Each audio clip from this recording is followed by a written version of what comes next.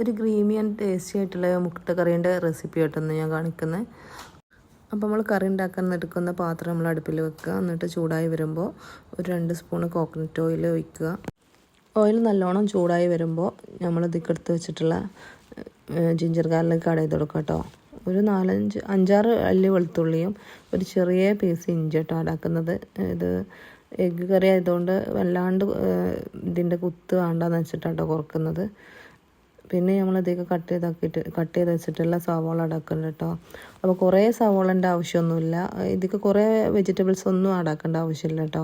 ഒക്കെ കുറച്ച് ആഡാക്കി കൊടുത്താൽ മതി. 3 എഗ്ഗുള്ള കറിയാണ് ഉണ്ടാക്കുന്നുള്ളൂ കേട്ടോ.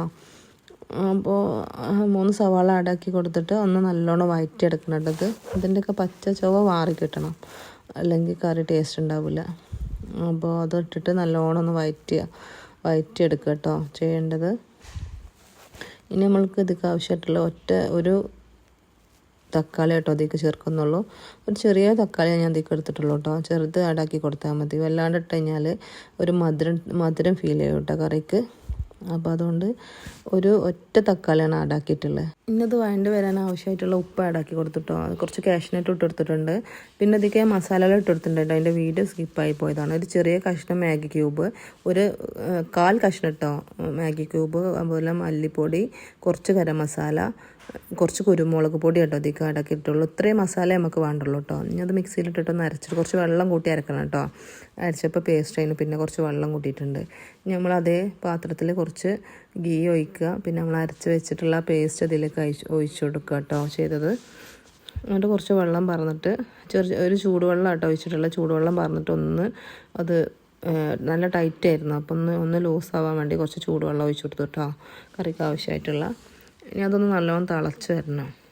നല്ലോണം തിളച്ച് വരുമ്പോൾ നമ്മളതിക്ക് ബോയിലാക്കി വെച്ചിട്ടുള്ള നമ്മൾ എഗ്ഗ് ചേർത്ത് കൊടുക്കണം. പിന്നെ കുറച്ച് കുരുമുളകിൻ്റെ പൊടി ആഡാക്കുന്നുണ്ട് കേട്ടോ, അതും ചേർത്ത് കൊടുക്കണം. അപ്പോൾ ഉപ്പ് ഉണ്ടോ നോക്കിയിട്ട് കുറവാണെന്നുണ്ടെങ്കിൽ കുറച്ച് ഉപ്പ് ആഡാക്കി കൊടുക്കുക. പിന്നെ കുറച്ച് കസൂരി മേത്തി ഇട്ടിട്ടുണ്ട് കേട്ടോ. നല്ലോണം തിളച്ച് വരുമ്പോൾ പിന്നെ മല്ലിയില അധികം ഇട്ട് കൊടുക്കണം കേട്ടോ.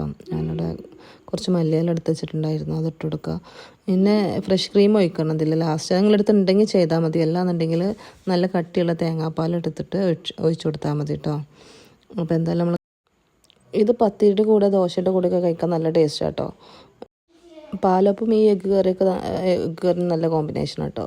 അപ്പോൾ നിങ്ങൾ ഈ എഗ്ഗ് കറി ഉണ്ടാക്കിയൊക്കെ ഈസി ആൻഡ് ടേസ്റ്റി എഗ്ഗ് കറിയാണ്. അപ്പോൾ ഉണ്ടാക്കി നോക്കിയിട്ട് നിങ്ങൾ വിലയേറിയ കമൻ്റ് അറിയിക്കുക.